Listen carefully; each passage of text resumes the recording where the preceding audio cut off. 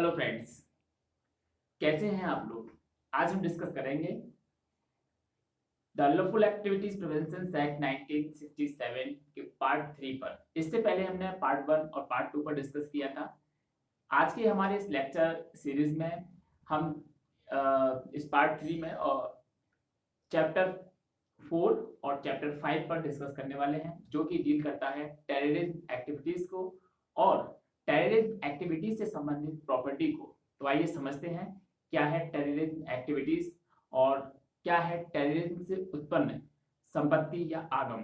तो आइए समझते हैं। चलिए फ्रेंड्स, हमने आपकी सुविधा की दृष्टि से इसे बोर्ड पर एक फॉर्मेट में लिखा हुआ है। आप चाहें तो इसका स्क्रीनशॉट ले सकते हैं, क्योंकि इसे हम बाद में साफ करना पड़ेगा इसे। ठीक है, तो फ्रेंड्स, अध्याय 4 आतंकवाद के क्रियाकलाप के लिए दंड की बात करता है। इस अध्याय में आतंकवाद के लिए दंड की व्यवस्था की गई है। आतंकवाद की जैसे कि षड्यंत्र के लिए, उसके दुष्प्रेरण के लिए, आतंकवादी कार्य के लिए, है ना, दंड की व्यवस्था इस चैप्टर के अंतर्गत की गई है। तो फ्रेंड्स, पहला हमारा टारगेट है चैप्टर 4, इसके बाद हमारा टारगेट होगा चैप्टर 5। आज के इस लेक्चर में हम चैप्टर 4 और चैप्टर 5 को कवर करेंगे। तो फ्रेंड्स, अध्याय 4 में धारा 15 से स्टार्ट होता है और धारा 23 तक यह जाता है। ठीक, धारा 15 में हमने देखा कि आतंकवादी कार्य क्या होता है। आतंकवादी कार्य को आइए समझते हैं। आतंकवादी कार्य वह कार्य है जिसके अंतर्गत कोई व्यक्ति या कोई संगठन किसी जैसे कि भारत की एकता, भारत की अखंडता, भारत की प्रभुता और भारत की सुरक्षा को अटैक करता है या उसकी सुरक्षा को जो है खंडित करने की प्रयास करता है। मान लिया जाए कोई व्यक्ति भारत में या विदेश में ऐसा कोई कार्य करता है जिससे भारत की प्रभुता, भारत की एकता, भारत की अखंडता और भारत की सुरक्षा, जिसके अंतर्गत आर्थिक सुरक्षा भी आती है, यदि कोई व्यक्ति इन उद्देश्यों की प्राप्ति के लिए भारत में या फिर कहीं पर भी, अन्यत्र कहीं पर भी ऐसे साधनों का प्रयोग करता है जो कि उचित भी है और अनुचित भी है, जैसे कि कोई इलीगल या लीगल किसी भी प्रकार से, इससे जाहिज आतंकवाद को लीगल और इलीगल किसी प्रकार से जाहिज नहीं ठहराया जा सकता। ठीक है, इस प्रकार के कृत्यों को करने में यदि कोई व्यक्ति कुछ घातक हथियारों का प्रयोग करता है, कुछ रसायनों का प्रयोग करता है, विस्फोटकों का प्रयोग करता है, जिससे व्यक्ति या व्यक्तियों के समूह की मृत्यु कारित हो सकती है, या फिर संपत्ति को बहुत बड़े पैमाने पर नुकसान कारित हो सकता है, या फिर सरकार से अपनी कोई मांगे मंगवाने के लिए किसी व्यक्ति के द्वारा या किसी संगठन के द्वारा सरकार से अपनी कोई मांगे मंगवाने के लिए, चाहे वह किसी राज्य की सरकार से, राज्य यानी कि देश की सरकार से, चाहे वह किसी विदेश की सरकार से कोई अपनी मांग मंगवाने के लिए इस प्रकार से इन सामग्रियों का उपयोग करता है, इन गतिविधियों का उपयोग करता है। तो फ्रेंड्स, आपने देखा होगा कि आतंकवादी अक्सर अपने साथियों को छुड़ाने के लिए या अपनी कुछ आतंकवादी गतिविधियों को पूरा करने के लिए सरकार के समक्ष अपनी कुछ मांगे रखते हैं, सरकार को मजबूर करते हैं। यह आतंकवादी कृत्य की श्रेणी में आता है, जैसे कि किसी प्लेन को हाईजैक कर लेना और प्लेन के हाईजैक करने के एवज में अपनी कोई डिमांड रखना है, यह आतंकवादी गतिविधि की श्रेणी में आता है। या फिर किसी लोक कृत्यकारी को जो कि पब्लिक कैपेसिटी में कोई काम करता है, उस व्यक्ति को भयाक्रांत करता है, उस व्यक्ति को भयभीत करता है कि वह अपने कर्तव्यों का पालन ठीक से ना कर सके। ये सारे कृत्य आतंकवादी कृत्य की श्रेणी में जाते हैं। इससे पहले हमने अनलॉफुल एक्टिविटीज में पढ़ा था कि देश के प्रति द्रोह करना, देश के प्रति ऐसे कोई स्टेटमेंट देना जिससे कि देश की अखंडता पर प्रतिकूल प्रभाव पड़ता हो, ये सब अनलॉफुल एक्टिविटीज में कवर होते हैं। लेकिन वही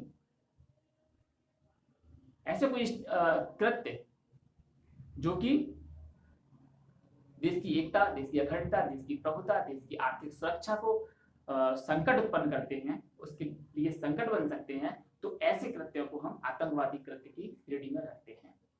और इससे पहले जो ये प्रोविजन थे, आतंकवादी संबंधित जो प्रोविजन थे हमारे इस एक्ट में 2004 में ऐड किए गए थे। देखिए 2004 में इस वाले पोर्शन में अमेंडमेंट किया गया। अध्याय 4 में अमेंडमेंट करके आतंकवादी कार्य को सम्मिलित किया गया और इसे इस चैप्टर में जगह दी गई। और इस चैप्टर का जो टाइटल है आतंकवादी क्रियाकलाप के लिए दंड, इसको भी संशोधित किया गया 2004 के अमेंडमेंट के द्वारा। ये क्यों किया गया? ये इसलिए किया गया क्योंकि 2004 में पोटा एक्ट को सरकार ने रिपील किया था। पोटा एक्ट जो कि एक आतंकवादी गतिविधियों पर एक्ट था, आतंकवादी गतिविधियों को डील करता था।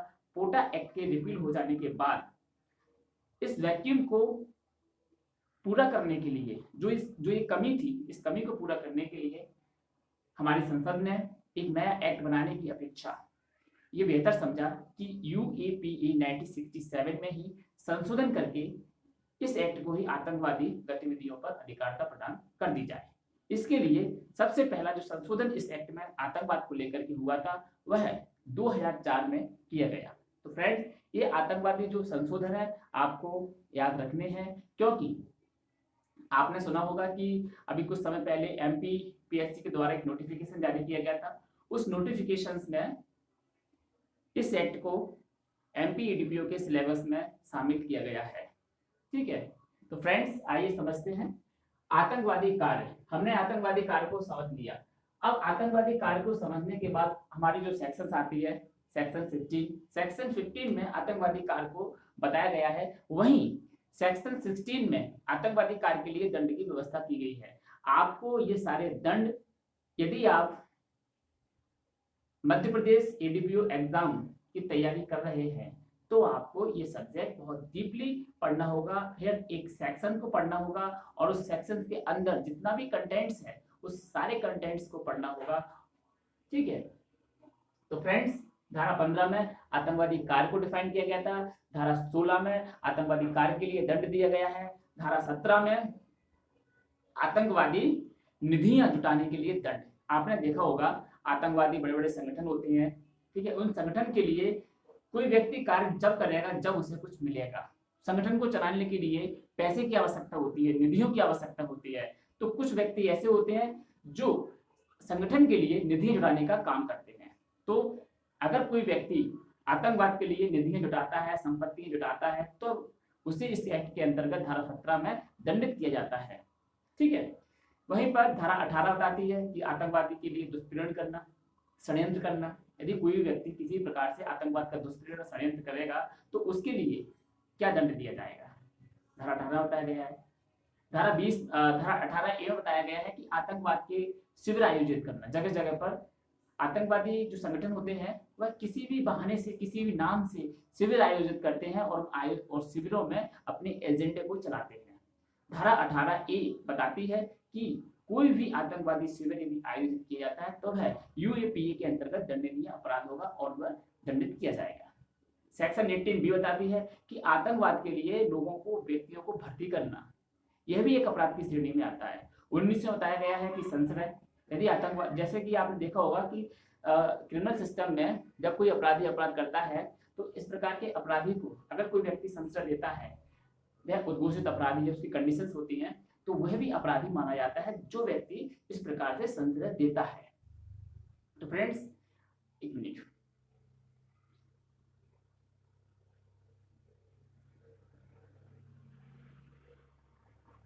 जो व्यक्ति संशय देता है वह भी अपराध का भागी होता है। ठीक है, लेकिन पति पत्नी इसके अपवाद होते हैं। 20 में बताया गया है कि आतंकवादी गैंग का सदस्य होने के लिए दंड। 21 में बताया गया है कि आतंकवादी आगमों को प्राप्त करने के लिए, उनको अपने कब्जे में रखने के लिए दंड की व्यवस्था की गई है। भाई 22 में बताया गया है कि साक्षियों को धमकी देने के लिए दंड, तो इसमें वर्धित शास्तियां। तो आइए इनको एक एक करके क्रम से पढ़ते हैं। आई होप कि आपको समझ में आ रहा होगा। धारा 15 आतंकवादी कार्य के लिए दंड की व्यवस्था करता है। आतंकवादी कार्य के लिए दंड कितना दिया जाएगा? यदि किसी व्यक्ति की मृत्यु हो जाती है, यदि किसी व्यक्ति की मृत्यु होती है आतंकवादी कार्यों में, तो उसे भी मृत्यु दंड से ही दंडित किया जाएगा। आपने सुना होगा अजमल कसाब को, उसने जो आतंकवादी अटैक किया था, उसके साथी मारे गए थे, लेकिन उसकी ट्रायल चली थी अजमल कसाब की। तो अजमल कसाब को भी जो है मृत्यु दंड से ही दंडित किया गया। मृत्यु दंड और ऑल्टरनेटिव दंड की श्रेणी में आजीवन कारावास इसमें रखा हुआ है। ठीक है, LI मृत्यु दंड और इम्प्रिजनमेंट फॉर लाइफ, आजीवन कारावास। इसके बाद आते हैं हम, यदि किसी व्यक्ति की मृत्यु तो नहीं होती, मान लीजिए कोई आतंकवादी हमले में कोई व्यक्ति घायल होता है, बहुत गंभीर रूप से घायल होता है, उसको अदरवाइज कोई और नुकसान घोर प्रतिकारित होती है, तो उस कंडीशंस में पनिशमेंट की बात कही गई है आतंकवादी कार्य के अंतर्गत।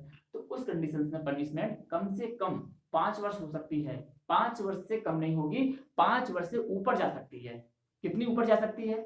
तो इस सेक्टर में बताया गया है कि वह आजीवन कारावास तक हो सकती है। डिपेंड करता है जुडिशियल बॉडी पर, जज पर डिपेंड करता है कि वह अब इसमें कितना दंड दे। ये जज की डिस्क्रिशनरी पावर में आ जाता है। ठीक है, तो यहाँ पर यदि अदर कोई उपपत्ति है तो उसके लिए दंड की व्यवस्था है कम से कम 5 वर्ष, कम से कम, इससे कम नहीं होगी, अधिक से अधिक LI। ठीक है, इससे ऊपर नहीं आएगी। यदि मृत्यु होती है तो सबसे पहला दंड जो आएगा वह मृत्यु दंड आएगा, और अल्टरनेट दंड में आएगा वह आजीवन कारावास LI इम्प्रिजनमेंट फॉर लाइफ आएगा। इसके बाद आते हैं हम आतंकवादी निधियां जुटाने के लिए दंड। जो कोई व्यक्ति आतंकवाद के लिए, आतंकवाद को बढ़ाने के लिए निधियां जुटाता है, पैसा जुटाता है, किसी भी प्रकार से कोई संपत्ति एकत्रित करता है जो आतंकवादी संगठनों को लाभ पहुंचा सकती हो, उनको कार्य करने में सहायता दे सकती हो, तो इस प्रकार के व्यक्ति को धारा 17 में दंडित किया गया है। इसके लिए दंड कितना है? इसके लिए दंड है, देखिए इसमें आपको याद करने में सहूलियत होगी, वो मैं आपको एक ट्रिक बता रहा हूं कि धारा 15 का दंड धारा 16 में है, धारा 17, धारा 18, धारा 18A, 18B, इन सब में आपको एक चीज याद रखनी है, एक चीज कॉमन है इनके दंड में, कि कम से कम 5 वर्ष का दंड, कम से कम 5 वर्ष, और अधिकतम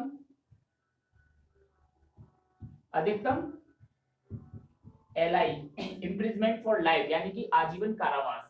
तो आपको ये वाला फॉर्मूला कहां फिट करना है?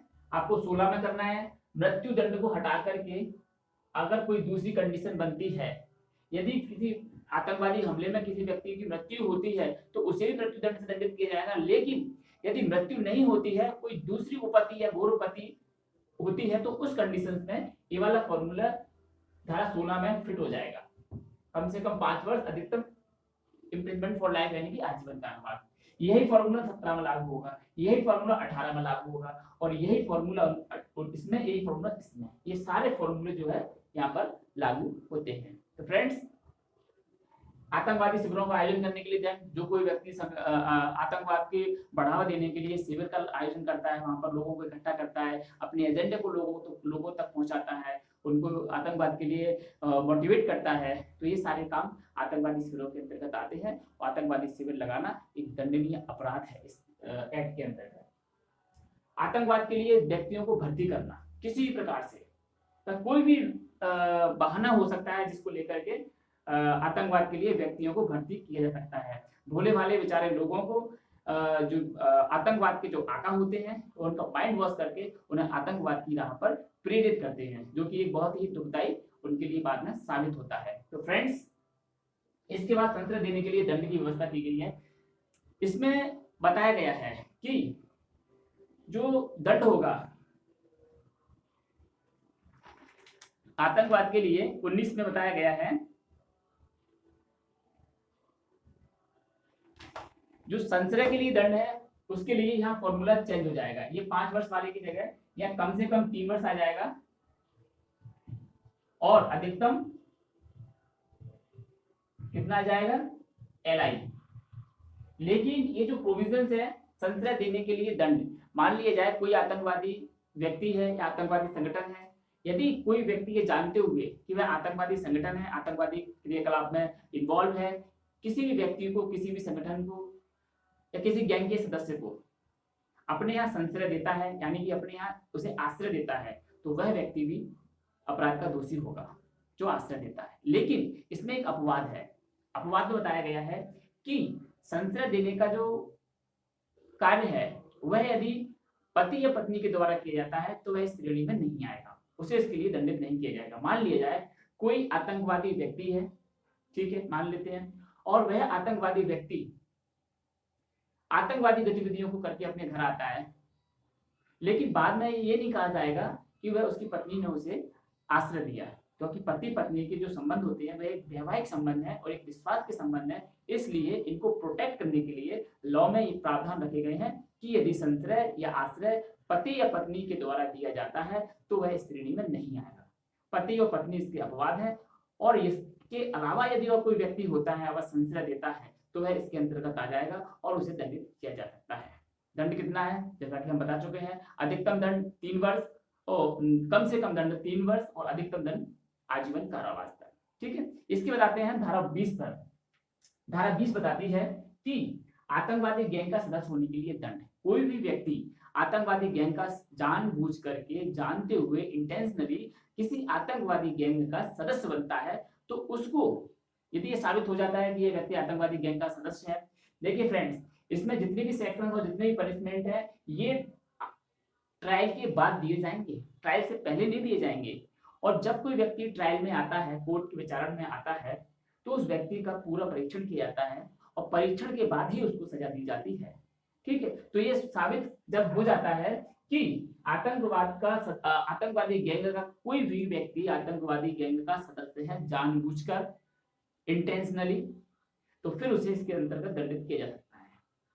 यदि ये साबित नहीं होगा तो उसे दंडित नहीं किया जा सकता। ये ट्रायल का विषय है।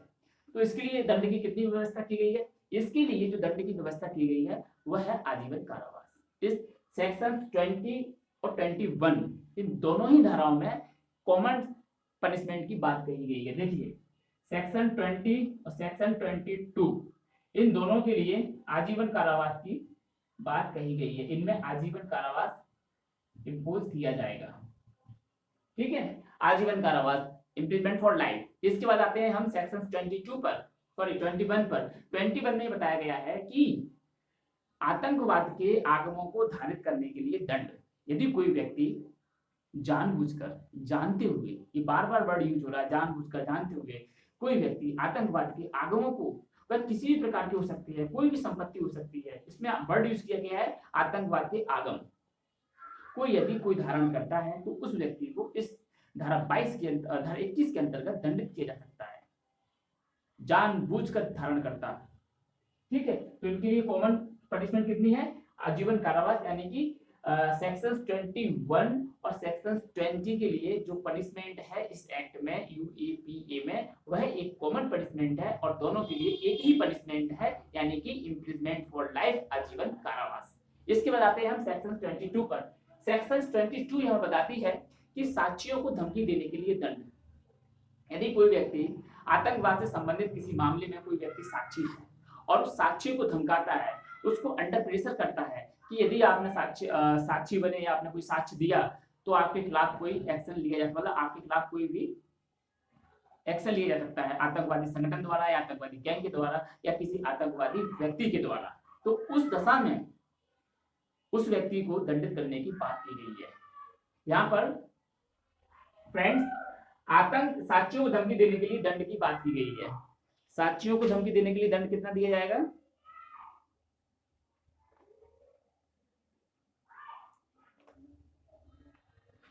इसमें जो दंड की व्यवस्था की गई है वह 3 वर्ष तक का दंड इसमें इंपोज किया जा सकता है। सिर्फ इसमें एक ही दंड है 3 वर्ष तक का।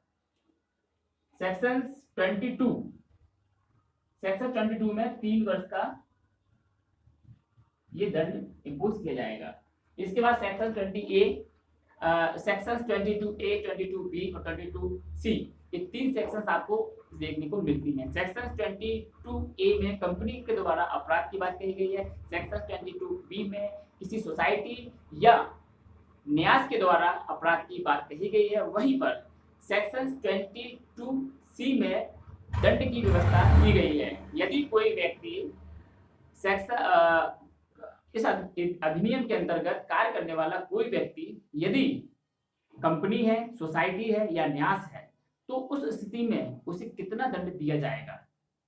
उसे जो दंड दिया जाएगा आतंकवादी क्रियाकलाप के लिए, यदि कोई कंपनी या न्यास या कोई सोसाइटी दोषी ठहराया जाता है तो उसे कम से कम जो दंड दिया जाएगा वह 7 वर्ष से कम नहीं होगा, 7 वर्ष से कम नहीं होगा और आजीवन कारावास तक यानी कि एलआई तक जा सकता है। 7 वर्ष से कम नहीं होगा, एलआई तक जा सकता है, इम्प्रिजमेंट फॉर लाइफ, आजीवन कारावास। तो फ्रेंड्स, इसमें एक बात और जो जुर्माना लगाया जाएगा वह 5 करोड़ रुपए से कम नहीं होगा और वह 10 करोड़ रुपए तक जा सकता है, क्योंकि ये जो कंपनी और न्यास और जो सोसाइटीज होती हैं ये एक बड़ी कैपेसिटी में काम करती है, इसलिए इन पर जो दंड का जो अधिरोपण किया गया है वह भी इनकी हैसियत को ध्यान में रख करके किया गया है। यदि कंपनी, सोसाइटी और न्यास के द्वारा इस अधिनियम के अधीन कोई आतंकवादी क्रियाकलाप किया जाता है तो उसको दंड 7 वर्ष से कम नहीं हो सकता, लेकिन आजीवन कारावास तक जा सकता है और आर्थिक जुर्माना अर्थदंड जो लगाया जाएगा वह 5 करोड़ से कम नहीं हो सकता, लेकिन 10 करोड़ रुपए तक जा सकता है। तो फ्रेंड्स, सेक्शन 22 खत्म हुआ। इसके बाद आते हैं सेक्शन 23 जो की बात करती है वर्धित शास्ति के लिए दंड की व्यवस्था करती है।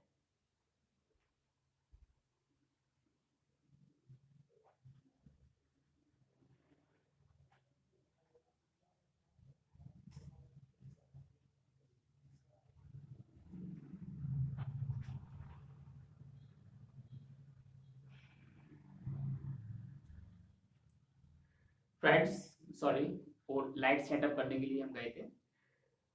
तो इसके बाद हम आते हैं सेक्शन 23 पर। 23 वर्धित दंड की बात करती है। 23 में ही बताया गया है कि मान लिया जाए किसी व्यक्ति पर इस अधिनियम के अधीन कोई व्यक्ति यदि पर कोई ऐसा आरोप लगता है जो कि आयुध अधिनियम 1959 या फिर विस्फोटक पदार्थ अधिनियम, विस्फोटक अधिनियम या ज्वलनशील पदार्थ अधिनियम के अंतर्गत ऐसा कोई कृत्य है, तो इसमें यदि वह पाया जाता है करते हुए उन कृत्यों को यदि इस अधिनियम के अधीन करता हुआ पाया जाता है, तो अगर मान लिया जाए कोई व्यक्ति ऐसा कोई हथियार अपने कब्जे में रखता है जो कि रखने के लिए प्राधिकृत नहीं है और आतंकवादी गतिविधियों का इन्वॉल्वमेंट उस व्यक्ति के साथ में जुड़ा हुआ है, तो फिर उस व्यक्ति को कितना दंड दिया जाएगा? उस व्यक्ति को जो दंड दिया जाएगा वो इस एक्ट के अंतर्गत दिया जाएगा और उस एक्ट में क्या लिखा हुआ है उस पर ध्यान नहीं दिया जाएगा। ठीक है, जैसे कि किसी व्यक्ति के पास ऐसा कोई प्रतिष्ठित आयुध उसके कब्जे में पाया जाता है, ठीक है, तो उस एक्ट में क्या प्रावधान है, क्या सजा है, उसको ध्यान में न रखते हुए इस एक्ट में क्या प्रावधान है इसको ध्यान में रखा जाएगा। तो इसके लिए दंड की क्या व्यवस्था की गई है? इसके लिए जो दंड की व्यवस्था की गई है वह कम से कम 7 वर्ष से कम नहीं होगी और वह आजीवन कारावास तक हो सकती है।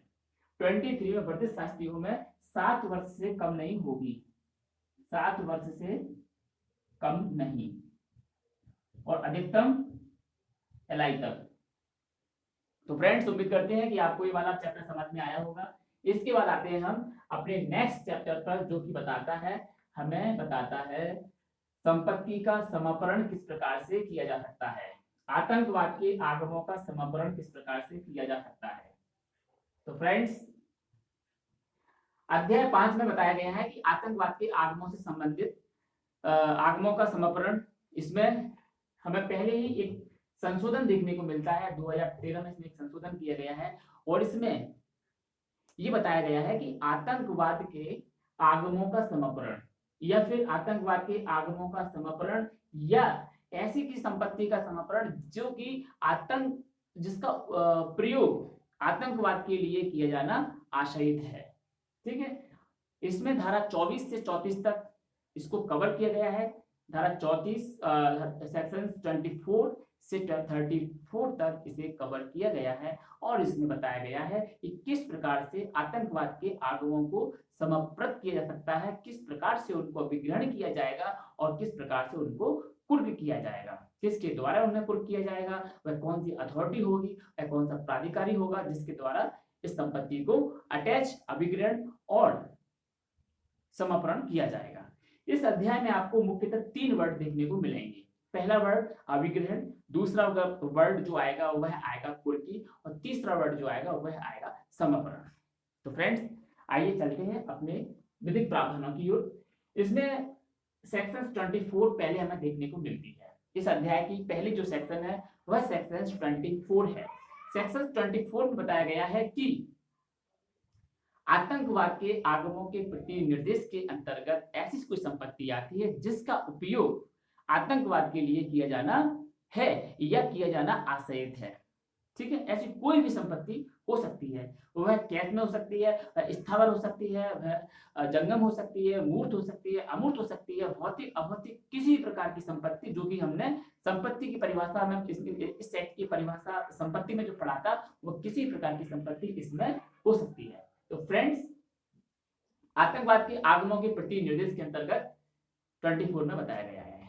इसके बाद 24A जो कि 2013 के अमेंडमेंट के द्वारा इसमें जोड़ी गई है, 2013 के बाद इसे जोड़ा गया और इसमें बताया गया है कि आतंकवाद के आगमों का समापन, कोई भी व्यक्ति जिस पर अध्याय 4 और अध्याय 6 के अधीन आरोप लगता है और वह इन अध्यायों के अधीन अभियुक्त व्यक्ति है, उस व्यक्ति पर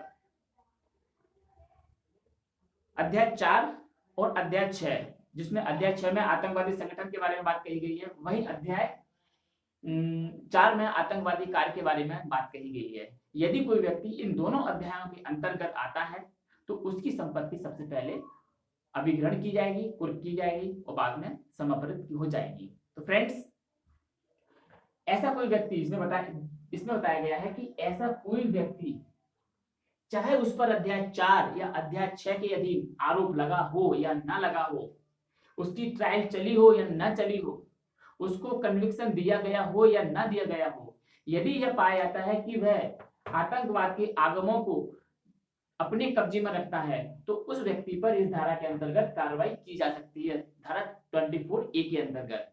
ठीक है फ्रेंड्स, इसके बाद आते हैं सेक्शन 25 पर। Section 25 is the very most important sections in this act.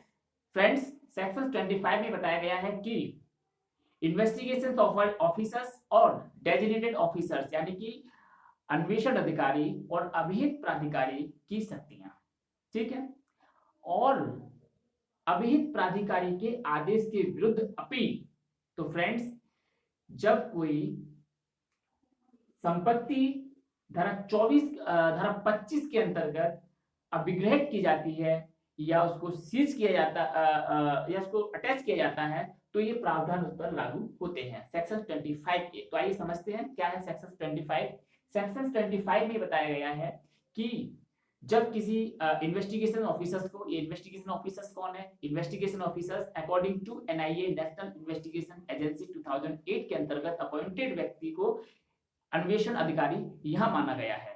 ठीक है, तो ऐसा कोई अन्वेषण अधिकारी इस अधिनियम के अधीन किसी अपराध का अन्वेषण कर रहा है, उसको लगता है कि कोई आगम आतंकवादी आगम है तो वह उसे अभिग्रहण करने की सबसे पहली प्रक्रिया को फॉलो करेगा। उसको सबसे पहले क्या करेगा? अभिग्रहण करेगा। यदि अभिग्रहण साध्य ना हो, अभिग्रहण कैसे करेगा? देखिए ऑल ओवर इंडिया में कहीं पर भी ये गतिविधि हो सकती है, ठीक है, लेकिन ऑल ओवर इंडिया में इन्वेस्टिगेशन करने के लिए NIA अथॉरिटी है। NIA एक एजेंसी है, वह एजेंसी किसी भी राज्य में किसी भी व्यक्ति की संपत्ति को अभिग्रहण करने से पहले उस राज्य के पुलिस महानिदेशक से पूर्व अनुमोदन की आवश्यकता होगी। संबंधित राज्य के पुलिस महानिदेशक के पूर्व अनुमोदन से कोई भी अन्वेषण अधिकारी जो इस अधिनियम के अधीन आतंकवादी गतिविधियों का अन्वेषण कर रहा है वह उस व्यक्ति की संपत्ति को अभिग्रहित कर सकता है, अपने कब्जे में ले सकता है। ठीक है, और मान लिया जाए यदि किसी व्यक्ति की संपत्ति का अभिग्रहण करना संभव नहीं है, मान लिया जाए कोई स्थावर संपत्ति है तो उसका अभिग्रहण करना संभव नहीं है, तो क्या किया जाएगा, तो उस कंडीशंस में उस संपत्ति को अटैच किया जाएगा। अटैच का मतलब होता है कि इस संपत्ति को अब अटैच किया जाता है और जब तक इसका निराकरण नहीं हो जाता है आप इसको आगे अंतरण नहीं कर सकते हैं। ठीक है, अटैच किया जाएगा। लेकिन जो आईओ है, इन्वेस्टिगेशन ऑफिसर्स है, उसके लिए ये मैंडेटरी है, बाध्यकारी है कि वह इस प्रकार अटैच किए गए संपत्ति या सीज की गई संपत्ति, 1 मिनट,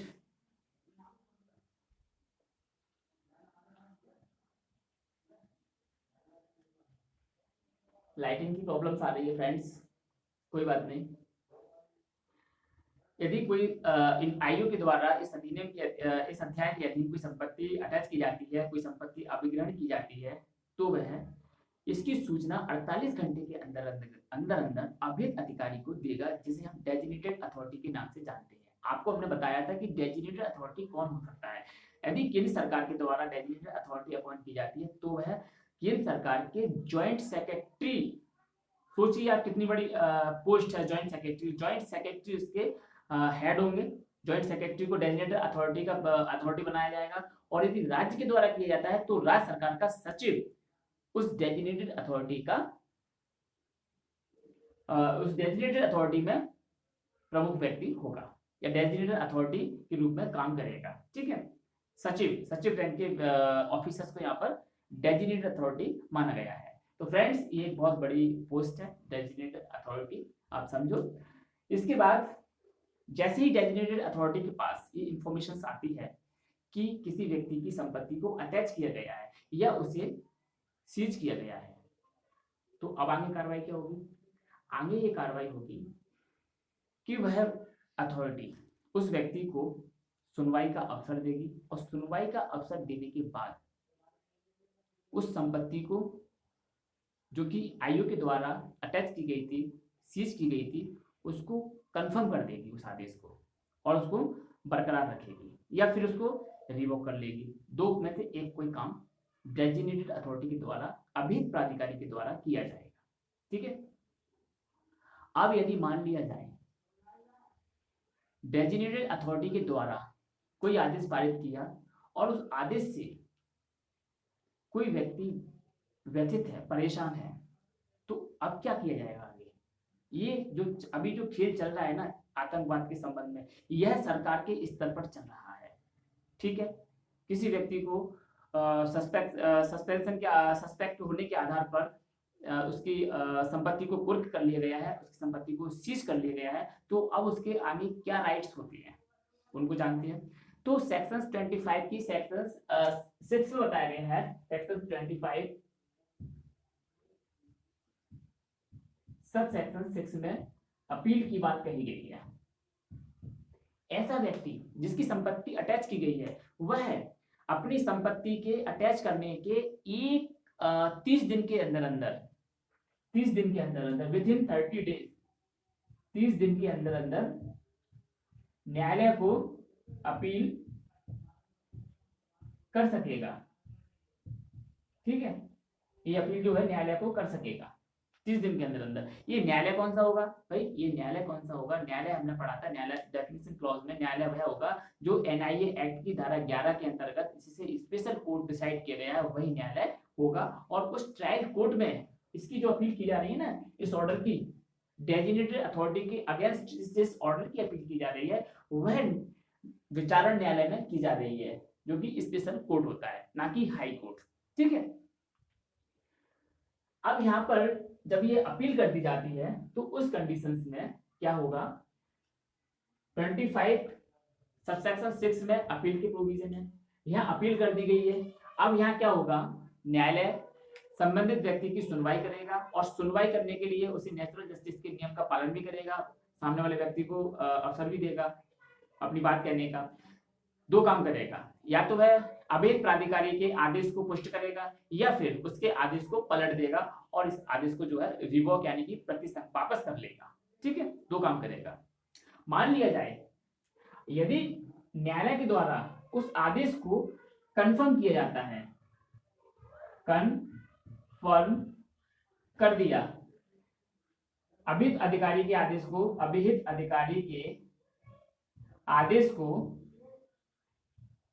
अधिकारी के आदेश को यदि कंफर्म कर दिया तो क्या होगा, अब समर्पण की कार्रवाइयां आगे स्टार्ट हो जाएंगी। अभी समर्पण नहीं हुआ, अभी अटैचमेंट और सीज का कंफर्म हुआ है कि इस प्रॉपर्टी को सीज किया जाए और इसका अटैचमेंट किया जाए और ये वैलिड है। ठीक है, अब क्या करेंगे, यहां पर सेक्शन 26 जो कि बताती है, इस सेक्शन 26 में बताया गया है कि सेक्शन 26 न्यायालय द्वारा आतंकवाद के आगमों का समर्पण। ठीक है, ये कोई धारा अध्याय 4 या अध्याय 6 के अंतर्गत किसी पर्टिकुलर सेक्शन में कोई ट्रायल नहीं चल रही है, ये सिर्फ संपत्ति के विषय में ट्रायल चल रही है कोर्ट के अंदर। अब कोर्ट क्या करेगा, न्यायालय 26 के अंतर्गत आतंकवाद के आगमों के समर्पण का आदेश भी कर सकता है। फ्रेंड्स, इसमें क्या करेगा न्यायालय, यदि न्यायालय को लगता है कि संबंधित व्यक्ति की संपत्ति का समर्पण किया जाना चाहिए, ठीक है, तो उस दशा में न्यायालय धारा 27 के अंतर्गत एक नोटिस इशू करेगा। यह हेतु दर्शित करने के लिए नोटिस इशू किया जाएगा कि भाई सामने वाली पार्टी को भी तो अवसर दिया जाएगा कि आपकी प्रॉपर्टी समर्पित की जा रही है, उसका समापहरण किया जा रहा है, आपके पास कोई बचाव हो तो हमें बताइए। ठीक है, सेक्शन 27 में समर्पण से पूर्व हेतु दर्शित करने की सूचना का दिया जाना। ठीक है, ये सूचना दी जाएगी।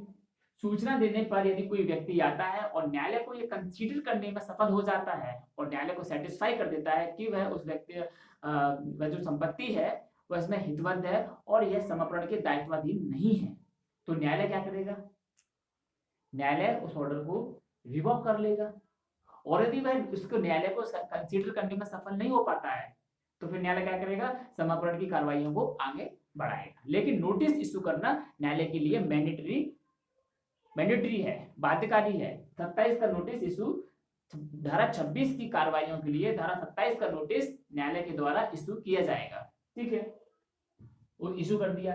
अब मान लिया जाए यदि न्यायालय के समक्ष कोई संपत्ति आती है समर्पण के लिए और वह शीघ्रतः विनाशशील या क्षयशील है, उसका नाश हो सकता है, तो उस कंडीशंस में न्यायालय के लिए यह उपयुक्त होगा कि वह संपत्ति को डिस्पोज कर दे, उस संपत्ति को वैन कर दे, उस संपत्ति को बेच दे जल्दी से जल्दी, क्योंकि वह खराब हो सकती है।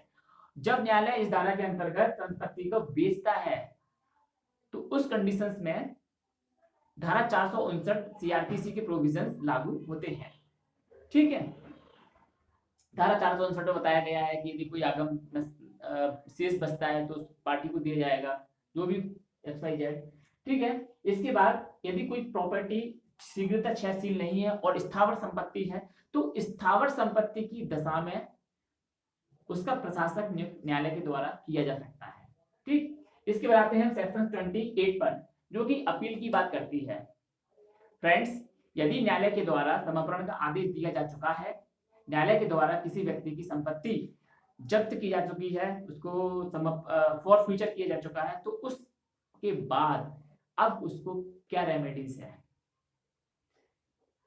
1 माह के अंदर अंदर कोई भी व्यक्ति इस ऑर्डर से, यदि कोई व्यथित व्यक्ति है, धारा 26 के ऑर्डर से कोई व्यथित है, तो वह कितने दिन के अंदर, 1 माह के अंदर अंदर, 1 माह के अंदर अंदर क्या करेगा, हाई कोर्ट में अपील दाखिल करेगा, इसको चैलेंज करेगा इस ऑर्डर को। और ये हाई कोर्ट कौन सा होगा, देखिए, जिस राज्य में ये स्पेशल कोर्ट स्थित है उस राज्य का उच्च न्यायालय अभिप्रेत है, उसी राज्य के उच्च न्यायालय में इसकी अपील दाखिल की जाएगी। ठीक है, इसके प्रोविजन अपील में दिए गए हैं सेक्शन 28 में।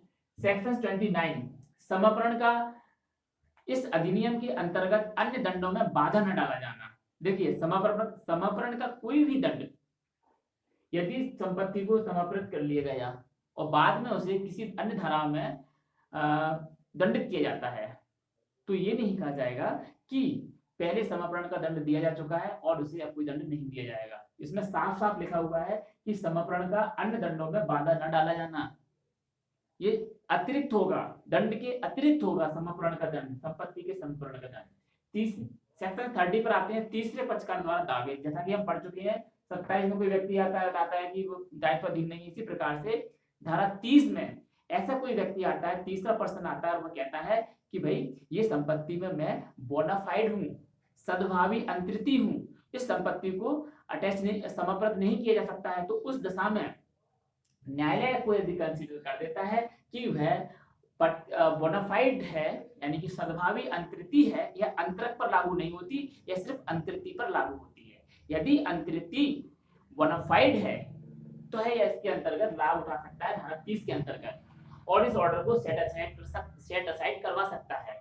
तो फ्रेंड्स, धारा 30 में बताया गया है कोई भी ऐसा अंतरिती जिससे ये पता नहीं था कि यह आतंकवाद के आगम से है, तो वह उस संपत्ति को क्रय कर लेता है या उस संपत्ति में अपना कोई इंटरेस्ट क्रिएट कर लेता है, और बाद में पता चलता है कि वह संपत्ति आतंकवाद के आगम से उत्पन्न संपत्ति है, लेकिन वह सद्भाव में उसने ली थी, बिना किसी जानकारी की ली थी, उसे कुछ पता नहीं था। इस प्रकार के व्यक्ति को यहाँ लाभ मिल जाएगा धारा 30 के अंतर्गत।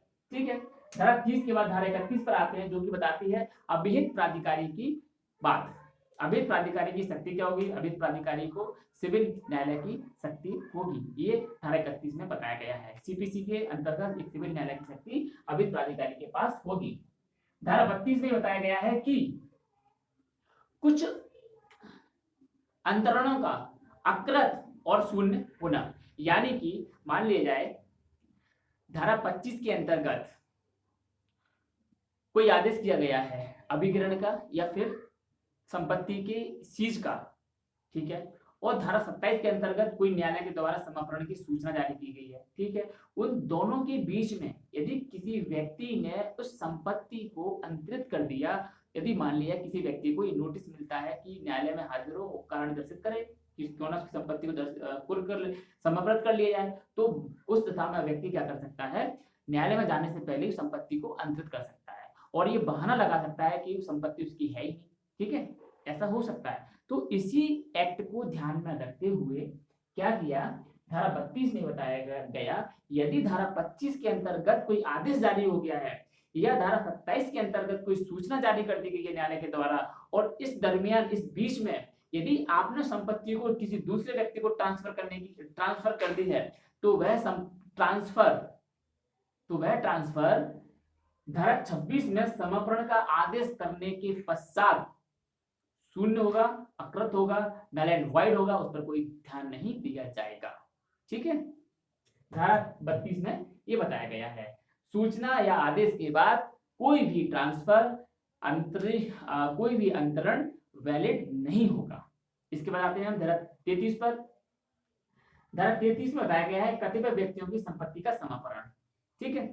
कुछ और व्यक्ति हैं, जैसे कि अध्याय 4 के अधीन, अध्याय 6 के अधीन किसी व्यक्ति की ट्रायल चलती है कोर्ट में, और ट्रायल में वो न्यायालय के द्वारा उसको कन्विक्शन दिया जाता है, तो इस प्रकार की व्यक्ति की संपत्ति इस चैप्टर के अंतर्गत कुर्क की जा सकती है। इसके बाद आते हैं हम धारा 34, जो कि इंपॉर्टेंट सेक्शन है। धारा 34 में बताया गया है कि न्यायालय के द्वारा कंपनी के द्वारा सरकार को शेयरों का अंतरण। देखिए क्या होता है, कभी कभी आतंकवादी संगठन या आतंकवादी गैंग या कोई आतंकवादी व्यक्ति अपनी संपत्ति को कंपनियों में शेयर के माध्यम से लगा देता है, और न्यायालय को लगता है कि यह आतंकवाद के आगम है ना, और न्यायालय के द्वारा उसे समर्पित कर लिया जाता है या समर्पित नहीं किया जाता है, आतंकवाद के आगम है इंटेंशनली। तो उस दशा में न्यायालय यह आदेश देगा। देखिए धारा 34 की जो कार्रवाई है वह न्यायालय के द्वारा की जाएगी, ना कि सरकार के द्वारा। ये सिर्फ कोर्ट की, न्यायालय की पावर है। कंपनी को, सरकार को शेयरों का अंतरण, न्यायालय किसी भी कंपनी को ऑर्डर देगा, आदेश देगा कि वह उसके समक्ष जो शेयर हैं उन शेयरों को तत्काल राज्य सरकार या केंद्र सरकार को अंतरित कर दे, और अपने रजिस्टर में उसे राज्य सरकार या केंद्र सरकार को अंतरिती के रूप में रजिस्टर कर ले तत्काल। तो फ्रेंड्स, इस प्रकार हमने आज समझा अपने इस लेक्चर के पार्ट 3 में कि किस प्रकार से आतंकवादी कार्य किए जाते हैं, क्या उनके लिए दंड की व्यवस्था की गई है, और किस प्रकार से आतंकवादी आगमों को समर्पण न्यायालय के द्वारा किया जाता है। तो फ्रेंड्स, उम्मीद करता हूँ कि आपको आज का लेक्चर पसंद आया होगा। यदि आपको लेक्चर अच्छा लगे तो प्लीज इसे लाइक करें, शेयर करें, सब्सक्राइब करें। Thank you very much.